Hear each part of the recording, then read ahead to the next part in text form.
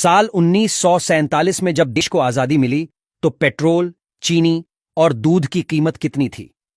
आज पेट्रोल की कीमत 100 रुपए प्रति लीटर पहुंच चुकी है। 1 लीटर दूध के लिए 60 रुपए से अधिक चुकाने पड़ते हैं।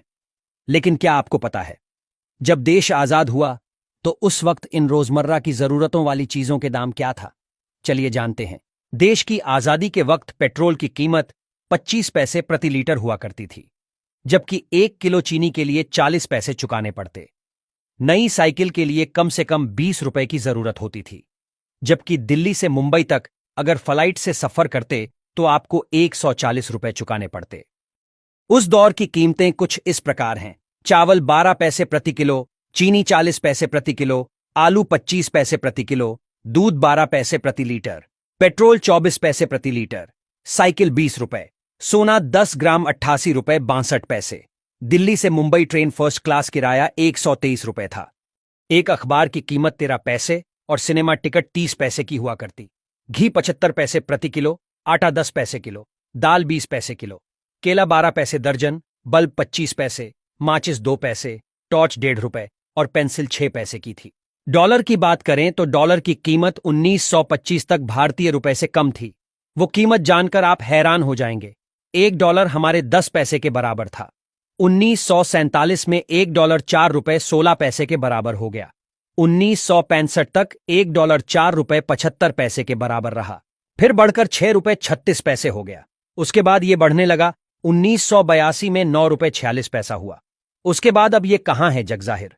लगातार डॉलर के मुकाबले रुपए की कीमत कम होती जा रही है। 1947 में प्रकाशित एक विज्ञापन के अनुसार उस समय भारत में आकर बिकने वाली फोर्ड कंपनी की ब्यूक 51 कार की कीमत करीब 13,000 रुपए थी, जबकि 1930 में फोर्ड की ये मॉडल फेटन कार करीब 3,000 रुपए कीमत में भारत में बिकती थी।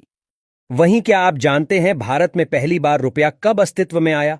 रुपए के शुरुआत की बात 6ठी शताब्दी ईसा पूर्व में बताई जाती है, यानी 2600 साल पहले रुपए की शुरुआत हुई थी। रुपया संस्कृत से आया है। रूपा का अर्थ होता है आकार, रुपया का अर्थ है चांदी यानी चांदी जैसा, जबकि रुपयकम का अर्थ चांदी के सिक्के से है। हालांकि 16वीं सदी में शेरशाह सूरी ने अपने शासनकाल में चांदी के सिक्के को नए तरीके से पेश किया, जिसका वजन 178 कण था। रुपए के नाम से बाजार में उतारा गया। मुगल काल और फिर ब्रिटिश हुकूमत में इसका प्रयोग होता रहा। फिर 1861 में 10 रुपए के नोट ने पहली बार बाजार में दस्तक दी। 1864 में 20 रुपए का नोट आ गया। 1872 में 5 रुपए का नोट जारी किया गया।